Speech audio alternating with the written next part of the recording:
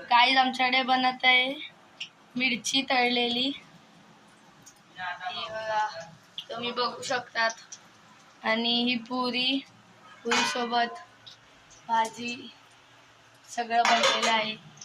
माझी मम्मी याच्यातून बनवत आहे बेसन मध्ये बुडवून तुम्हाला दाखवत राहतो.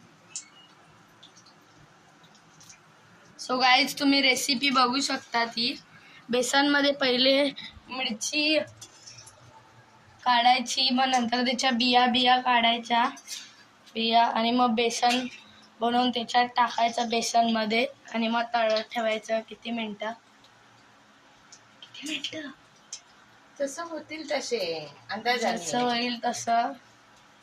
चांगले लाल लाल झाले पाहिजेत, करपवायचे नाहीत फक्त. थांब ग, ही मला नुसती हटवत असते तेलाजवळ नुसती. काय पण त्याच्यात येणार, काय पण कशाला येईल, काय पण नको बोलूस.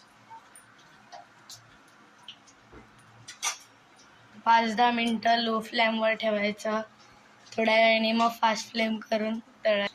सो गाईज बाय, तुम्ही पण बनवा, ट्राय करा आणि मस्त मस्त खावा. ही बघा अर्धी बनलेली आहे आमची. Bye guys.